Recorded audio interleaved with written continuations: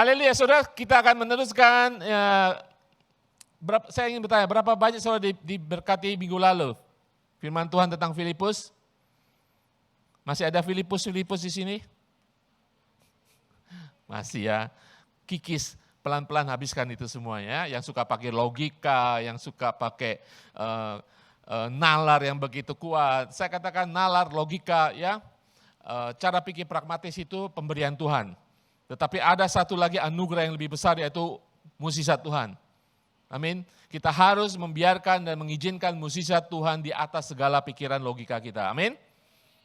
Ya, kalau ada Filipus bagus, tetapi tetap Tuhan di atas kehidupan seorang Filipus. Amin. Haleluya. Hari ini kita belajar dari seorang hamba Tuhan namanya Yudas. Ada yang kenal Yudas? Ada yang punya teman namanya Yudas? Ada yang punya teman namanya Yudas? Ada yang ingin punya anak namanya Yudas? Nggak ada ya? Kenapa Yudas nggak mau, saudara? Ya, sebenarnya nama Yudas itu terkenal, saudara. Dari 12 murid paling kita kenal Yudas. Terkenal karena sifat karakter yang tidak baik, betul? Ya, tetapi kalau saudara lihat Alkitab, ada satu surat Yudas, saudara, di perjanjian baru ada surat Yudas, ditulis oleh Yudas, tapi bukan Yudas, sudah mati. Yudas adalah saudara tirinya Tuhan Yesus. Jadi sesudah Yesus lahir dari Allah Roh Kudus, Maria punya anak daripada Yosef sendiri secara biologis. Yudas salah satunya, Yakobus salah satunya. Nah, itu Yudas lain, saudara. Jadi ya memang sih, kalau saya punya anak laki-laki lagi, saya nggak bakal namanya Yudas ya. Ya, kita tahu Yudas adalah, capnya adalah pengkhianat, ya kan? Bahkan dalam bahasa Inggris ada istilah katakan, kamu itu ya lebih buruk daripada Yudas. Jadi nama Yudas dijadikan referensi untuk sesuatu yang buruk, yang tidak baik. Ya, kita tahu Yudas dengan ciuman mautnya dia mengkhianati Tuhan. Ya, saudara, gambaran Yudas adalah gambaran pengkhianat, gambaran Yudas adalah gambaran identik dengan pengkhianat. Kita tidak mau disamakan dengan Yudas. Ya, dari semua 12 murid kita melihat, kita belajar sudah berapa? Dari Yakobus, Andreas, Filipus, hari ini Yudas. Ya, sebenarnya kalau 3 murid yang pertama dan 3 yang terakhir nanti kita bahas, semua juga kita lihat kejelekannya. Ya kan? Kita lihat kejelekan mereka, Yakobus, Andreas, Filipus, dan Yudas. Tapi Yudas memang terkenal karena pengkhianat. Dari 12 murid, 1 mengkhianat. Saudara bisa bayangkan, ya Tuhan Yesus memilih 12. Hitung-hitungan ya, seperti Filipus. 12, 1 dari 12 itu 8% lebih, saudara, gagal Yesus. Kalau kita mau hitung-hitungan kan. Ini Tuhan Yesus yang memilih murid. Bukan murid, rasul. Tuhan Yesus gagal 8%. Tapi firman Tuhan mengatakan Tuhan Yesus sebenarnya tahu apa yang terjadi dalam kehidupan 12 murid termasuk Yudas. Dia tahu karakter mereka, dia tahu keburukan mereka, dia tahu ada salah satu yang akan mengkhianati dia. Dia tahu semuanya, saudara. Mari kita lihat Yudas, biografi Yudas. Saudara punya biografi kan? Ketika saudara kirim ke agent pakai biografi kan? Nah, ini biografi Yudas. Boleh tampilkan biografi Yudas, data-data Yudas. Yudas adalah versi Yunani, dalam bahasa Ibrani-nya Yehuda. Yudas itu nama dalam bahasa Yunani. Bahasa Ibrani Yehuda yang berarti pujian ataupun Tuhanlah yang dipuji. Ibunya Siboria Iskariot, bapaknya Simon Iskariot. Asalnya dari Keriot, dari namanya Iskariot. Kalau para murid yang lain berasal dari utara, dari sekitar Galilea, Betsaida, sekitar Danau Tiberias, kalau Keriot ini berada di selatan daripada Yehuda, di selatan daripada Yerusalem itu sendiri. Ya, satu-satunya murid tidak berasal dari Galilea. Kita tahu dia dikenal menjadi pengkhianat. Dia mati bukan sebagai martir, tetapi bunuh diri. Ya, oke, saudara. So bisa bayangkan seorang orang tua melahirkan seorang anak dinamakan Yudas. Tidak jelek pada awalnya, saudara. Nama Yudas itu indah, pujian, Tuhanlah yang dipuji. Berarti ada sesuatu yang dibanggakan. dari anak ini sebenarnya, dia namakan Yehuda atau Yudas. Ketika dia panggil, Yudas, Yudas, Yehuda, Yehuda. Orang tuanya pasti sedang memuji Tuhan. Mungkin dia adalah anak yang diberikan Tuhan, pujian diberikan kepada Tuhan. Mungkin nama diberikan supaya anak ini bertumbuh dengan baik dan menjadi orang yang mengabdi kepada Tuhan dan kepada jemaat Israel pada saat itu. Tetapi Yudas yang kita tahu, Yudas Iskariot ini karakternya jelek, kemudian dia mengkhianati Tuhan. Saudara, kalau saya boleh menjelaskan saudara panggilan Tuhan Yesus kepada 12 orang ini yang dinamakan rasul. Rasul itu adalah panggilan langsung daripada Tuhan Yesus. Selain 12, Tuhan Yesus juga memanggil Saul. Langsung oleh Tuhan Yesus ketika dia melihat langit terbuka. Maka disebut Rasul Paulus. Nah, 12 rasul ini dipanggil langsung oleh Tuhan Yesus termasuk Yudas. Mereka semuanya meninggalkan segala sesuatu di belakang mereka, membayar harga dan mengikuti Tuhan selama 3 tahun. Semuanya sama, 12 semuanya. Mengikuti Tuhan dengan setia. Sebelum saudara benar-benar menjudge Yudas, kita harus tahu dia membayar harga untuk mengikuti Tuhan. Dia meninggalkan semuanya, keluarganya, pekerjaannya.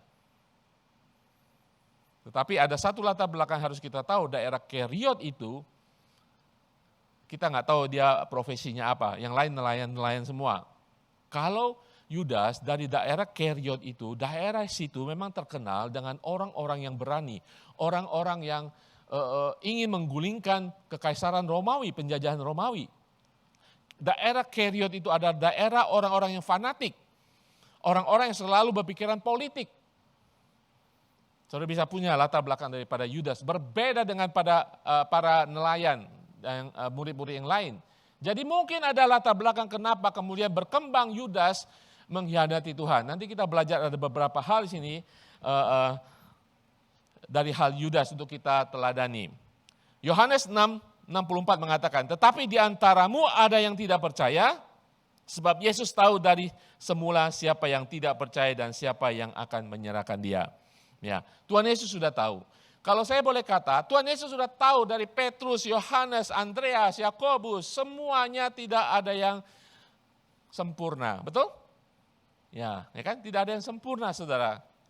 Semuanya tidak dipanggil Tuhan dari yang kesempurnaan, tetapi Tuhan menyempurnakan. Tuhan menyediakan pengajaran, Tuhan menyediakan segala sesuatu, memampukan mereka untuk menjadi rasul, murid, pengikut Tuhan yang baik. Yudas melarikan diri sendiri daripada pengajaran Tuhan. Akhirnya dia mengkhianati Tuhan. Saudara, sama seperti para rasul, ada 3 hal saya ingin bagikan di atas. Yudas benar-benar mematuhi panggilan itu. Seperti saudara dan saya. Kedua, dia membayar harganya dengan berhenti dari pekerjaannya. Dia meninggalkan semua yang ada di belakang untuk mengikuti Yesus. Sama dengan kita. Saudara membayar harga. Ya, saudara bahkan dikhianati, bahkan dimusuhi oleh keluarga mungkin sebagian saudara. Harga yang dibayar. Ya, tapi kita belajar dari Yudas seperti yang saudara katakan, dia pengkhianat, dia akhirnya meninggalkan Tuhan pada masa ketika Tuhan membutuhkannya. Saudara, kita belajar, sangat menjadikan itu suatu kesalahan fatal dalam sejarah kemanusiaan, saudara. Suatu kesalahan ketika dia mengikuti Mesias selama 3 tahun, dia meninggalkan Tuhannya. Apa yang hilang dari kehidupan Yudas? Dia kehilangan persekutuan dengan Allah Roh Kudus. Dia kehilangan persekutuan dengan orang-orang percaya. Dia kehilangan kesempatan untuk melayani. Dia kehilangan keselamatan kekalnya. Amin, saudara. Saya ingin membagikan 3 hal yang kita pada hari ini kita belajar.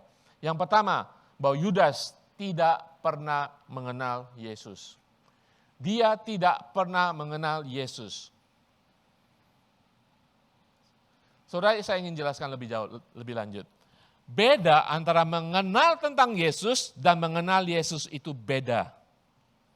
Saudara mengenal tentang Pak Jokowi kan? Tapi saudara tidak kenal Pak Jokowi. Saudara kenal tentang Pak Jokowi. Tentang Pak Jokowi apa? Istrinya nama siapa? Anaknya, mantunya, usahanya apa? Saudara tahu semua tentang Pak Jokowi. Apakah saudara mengenal Pak Jokowi? Enggak kan? Yudas 3 tahun bersama Tuhan Yesus. dia tidak pernah mengenal Yesus. Dia hanya mengenal tentang Yesus. Artinya apa saudara? Mengenal di sini berbeda. Saudara boleh datang ke gereja 3 tahun, 10 tahun, saudara dari keluarga orang Kristen. Saudara mengenal Yesus. Hanya di sini saudara, tapi saudara tidak mengenal Yesus dari sini. Itu yang terjadi dengan Yudas. Saudara berkata ya, Pak Ari, Yudas kan diberi kuasa seperti murid-murid yang lain. Yes, Yudas bisa menyembuhkan, Yudas berkhotbah, Yudas bisa melakukan mukjizat. Yes. Tapi Yudas tidak mengenal Yesus. Saya bacakan di dalam Matius 10 ayat 1 mengatakan, Yesus memanggil ke-12 muridnya dan memberi kuasa kepada siapa?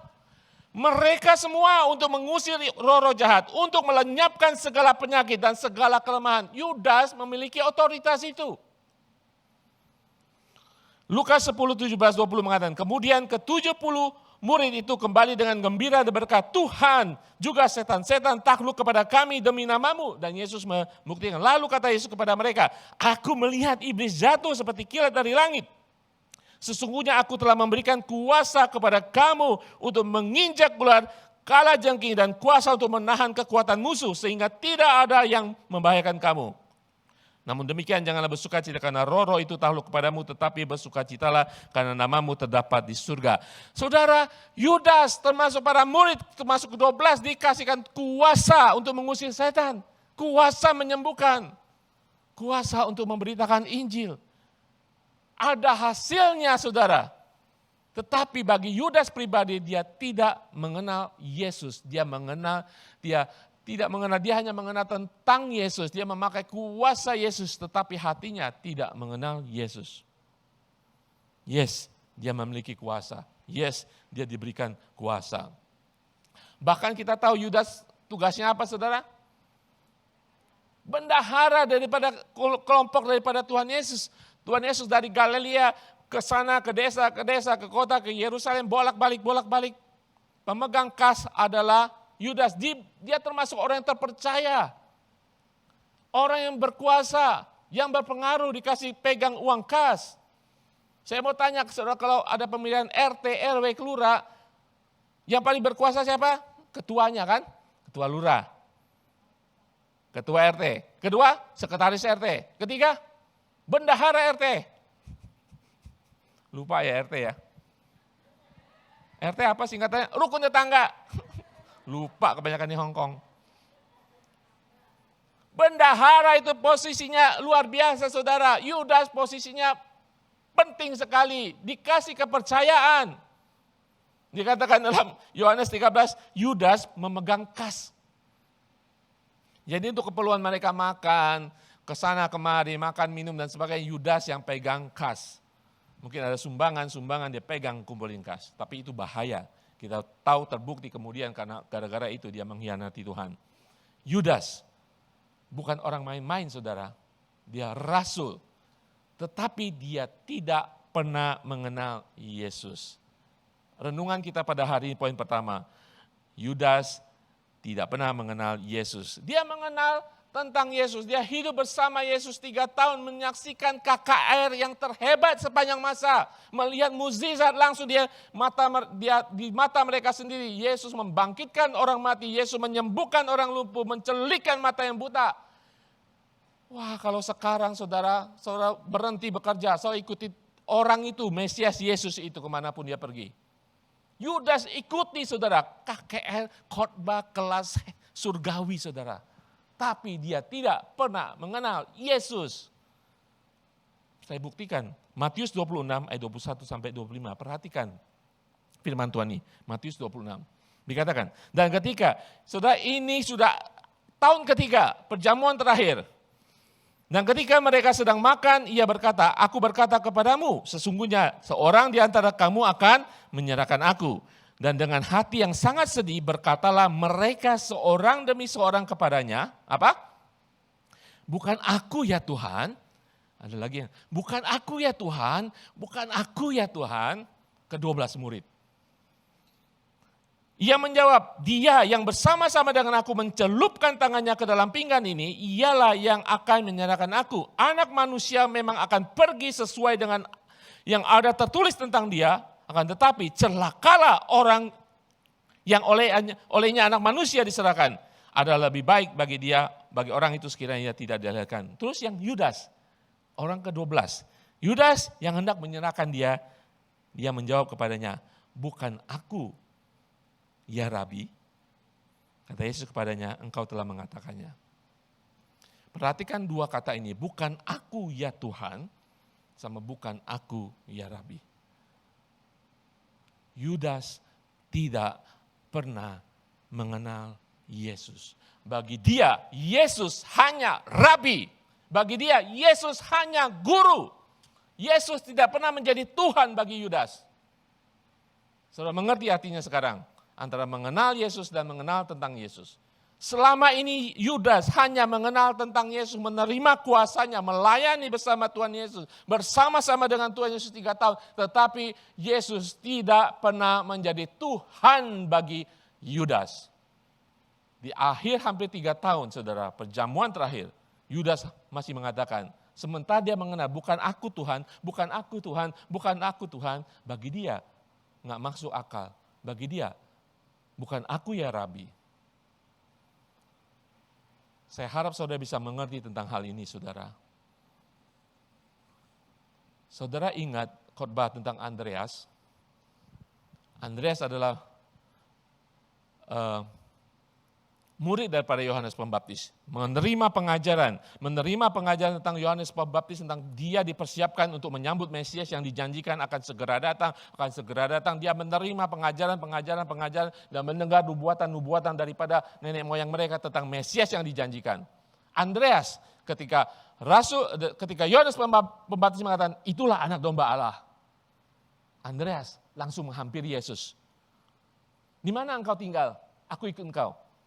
Hampir 1 hari 1 malam dia bersama Yesus bertanya, berfellowship dengan Tuhan Yesus. Akhirnya dia besok paginya dia datang kepada Petrus, dia katakan, saudaranya, kami sudah menemukan Mesias. Ingat ketika saya mengatakan kami sudah menemukan, saya begitu excited, saya bisa membayangkan Andreas mengatakan kami sudah menemukan Mesias. Akhirnya Petrus dibawa. Sejak saat itu bagi Andreas, Yesus adalah Mesias sampai dia dihukum mati, disalibkan. Yudas yang melihat semua kehebatan seorang Yesus sebagai Allah, dia tidak pernah sampai mengakui Yesus sebagai Tuhan. Itulah pelajaran yang harus kita pelajari pada sore hari ini. Ketika saudara sudah menjadi orang Kristen, pengikut Tuhan begitu lama, apakah Yesus masih sebagai Tuhan bagi saudara? Atau dia hanya sekedar Tuhan sepanjang doa saudara? Hanya nama yang berkuasa saja? Tidak, dia tidak cukup sebagai guru yang berkuasa. Iya, dia mengajar firman Tuhannya berkuasa. Kita percaya, namanya berkuasa. Kita pakai doa nama Tuhan, di dalam nama Tuhan Yesus. Apakah di hati saudara Yesus adalah Tuhan? Apakah dalam kehidupan saudara Yesus adalah Tuhan? Apakah Yesus Tuhan di atas masalah, keluarga, hubungan saudara? Bagi Yudas, Yesus bukan sebagai Tuhan. Saudara mengikuti Yesus, menjadi orang Kristen, tidak menjamin saudara mengenal Yesus. Betul? Saudara perlu persekutuan lebih dalam, intimasi yang lebih dalam, mencari dia, menemukan Tuhan. Sungguh-sungguh mengenal dia sebagai Tuhan bagi kehidupan saudara. Pertanyaan poin pertama, sudahkah saudara mengenal Yesus sebagai Tuhan dan Juru Selamat? Yes. Mungkin mula-mula ketika saudara bertobat, Yesus adalah Tuhan dan segala-galanya. Berjalannya waktu, Tuhan menjadi orang sekian dalam kehidupan saudara. Dia bukan menjadi Tuhan. Hari ini kita belajar dari seorang Yudas yang gagal total. Saudara mengatakan, oh dia pengkhianat. Iya, dia pengkhianat. Karena dia tidak pernah mengenal Yesus sebagai Tuhan. Karena Yudas tidak pernah menerima Yesus sebagai Allah. Poin kedua, karena poin pertama, poin kedua adalah Yudas menyembah dua Tuhan. Yudas menyembah dua Tuhan. Saudara, tidak ada kata menyembah Yesus dan menyembah dunia. Saudara harus pilih. Nggak ada saya setengah-tengah, di jalan tengah nggak ada saudara. Jalan tengah itu jalan seberang. Saudara pilih Yesus atau dunia.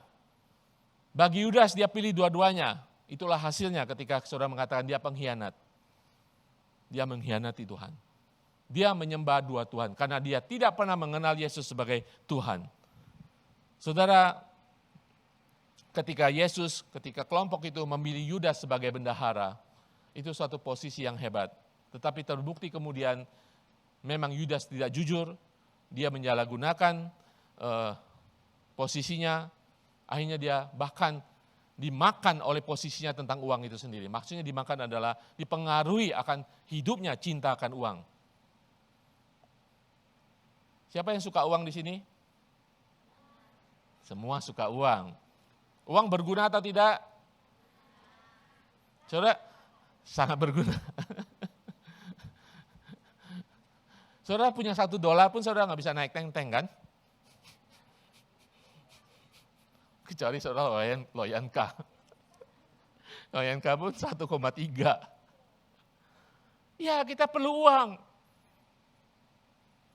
Tetapi Yudas mencintai uang.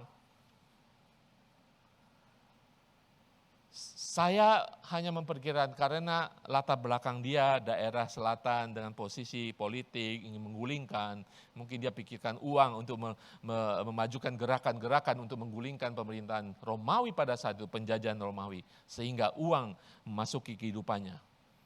Dia menjadi orang yang mencintai uang daripada mencintai Tuhan. Dia berhati dua, mengikut Yesus tapi mencintai uang. Saudara, Yohanes 17:12 mengatakan, ini doa Tuhan Yesus kepada para murid sebelum dia mati. Selama aku bersama mereka, aku sudah menjaga mereka dalam namamu dan yang telah engkau berikan kepadaku. Aku telah menjaga mereka dan tidak ada seorang pun dari mereka yang terhilang kecuali si anak kebinasaan supaya kitab suci digenapi. Tuhan Yesus sudah tahu Yudas akan menjadi anak kebinasaan. Materialisme, cinta akan uang menjadi kejatuhan daripada seorang Yudas. Dia menyembah dua Tuhan. Yudas terus saja melihat dunia, dia tidak melihat kebutuhan akan surgawi. Dia melihat kebutuhan akan dunia, tidak melihat kebutuhan akan kekekalan. Dia melihat, menginginkan perak daripada penyelamat, saudara. Saudara sekalian, hati-hati dalam kehidupan kita. Firman Tuhan mengatakan, karena di mana hartamu berada, di situ hatimu berada. Di mana hati saudara saat ini berada? Si dia? Si uang? Hati-hati. Hati saudara harus di Tuhan. Amin. Cinta uang merampas keselamatan Yudas. Dan itu masih terjadi pada hari-hari ini. Ya. Ketika dia menyerahkan hidupnya kepada keduniawian, dia menyembah dua Tuhan. Apa yang terjadi, saudara? Dia mengizinkan iblis masuk dalam hidupnya. Dia mengizinkan iblis menguasai hidupnya. Lukas menjelaskan dua hal di sini. Baca firman Tuhan. Setan memasuki hati Yudas dan kemudian hatinya menjadi serakah.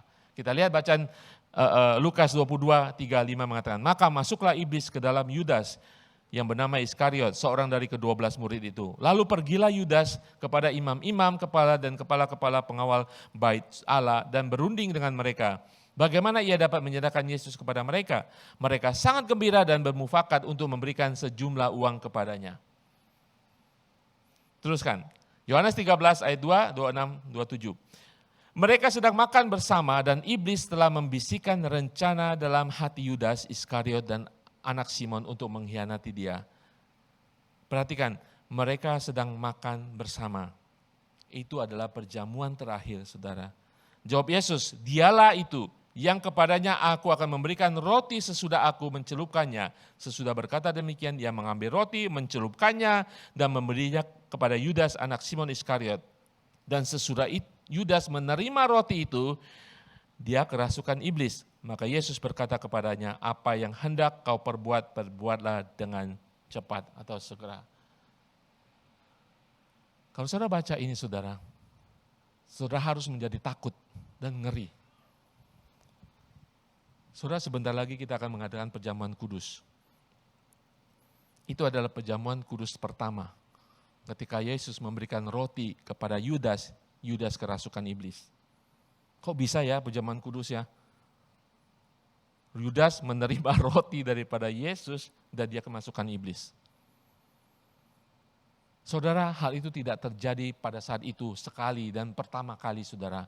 Kenapa? Karena Yudas menyembah dua Tuhan, dia membiarkan dirinya, membuka dirinya untuk dimasuki iblis, dirasuki iblis. Sehingga apapun yang terjadi di dalam hadirat Tuhan, di dalam gereja, iblis bisa memasuki seseorang. Iblis lebih berkuasa? No. Kita yang membiarkan iblis masuk dalam kehidupan kita. Kita memberikan peluang iblis itu masuk dalam kehidupan kita.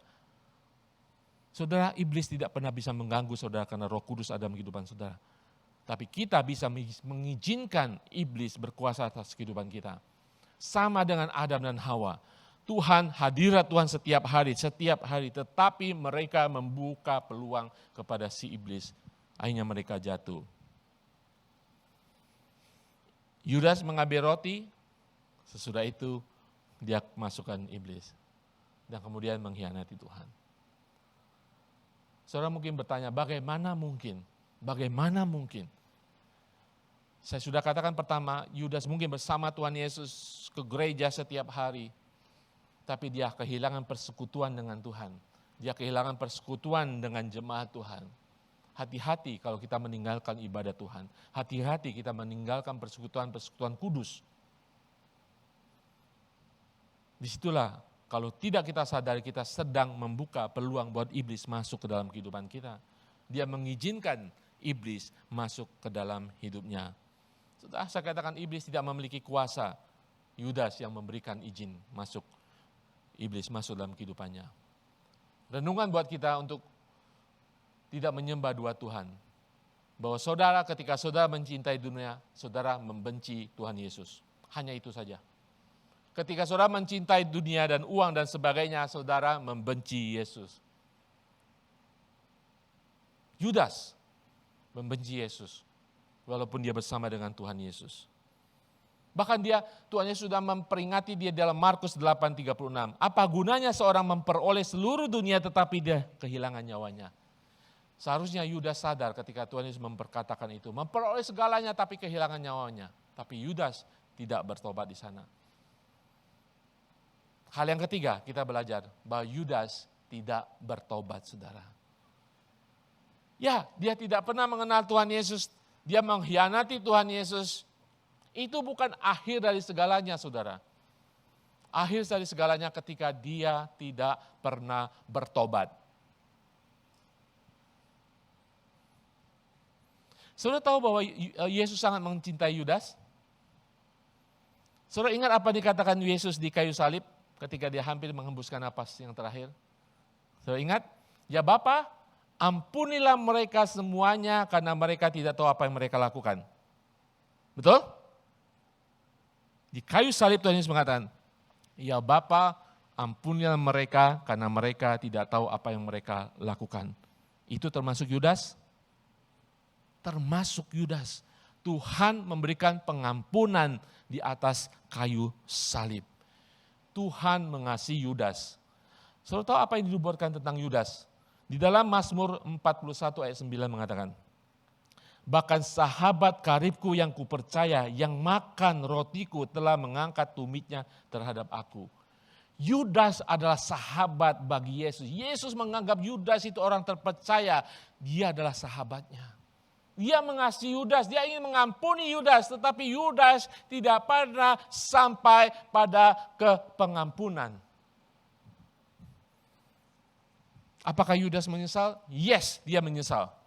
Dia hanya sampai pada tahap penyesalan, tidak masuk ke dalam tahap pengampunan daripada Tuhan.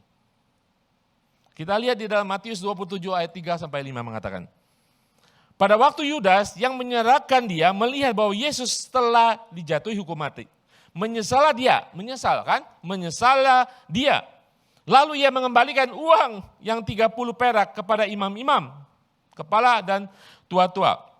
Dan berkata, aku telah berdosa Karena menyerahkan darah orang yang tak bersalah, tetapi jawab mereka, apa urusannya kami dengan itu? Itu urusanmu sendiri.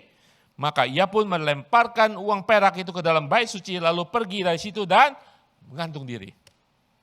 Yudas menyesal, dia tahu akan kesalahannya, dia tahu akan dosanya, tetapi hanya sampai penyesalan. Bahasa Ibrani daripada itu adalah menyesali diri, saudara. Menyesali diri. Yudas hanya sampai menyesali diri. Apa artinya menyesali diri, saudara?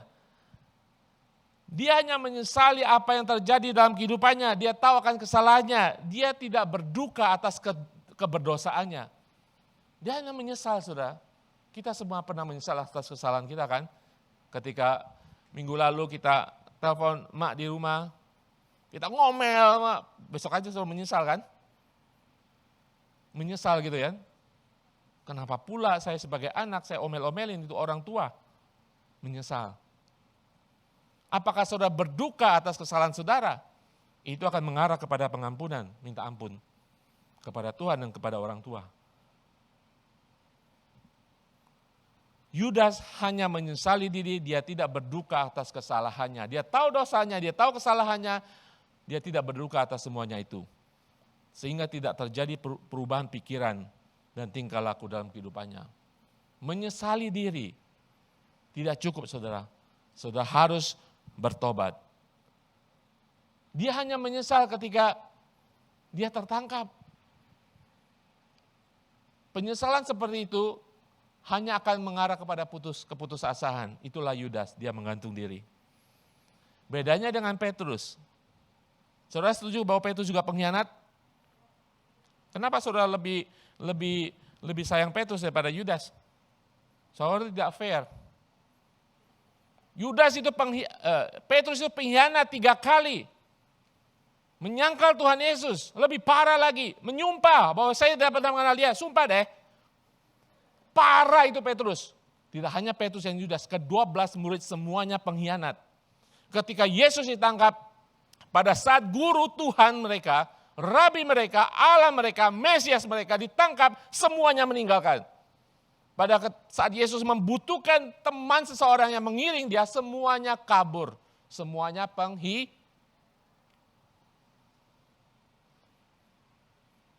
Jemaat Sabtu, Jemaat Caiwan, Jemaat Jumat, saya katakan, pulang nanti, ngacat, lihat ada Yudas enggak?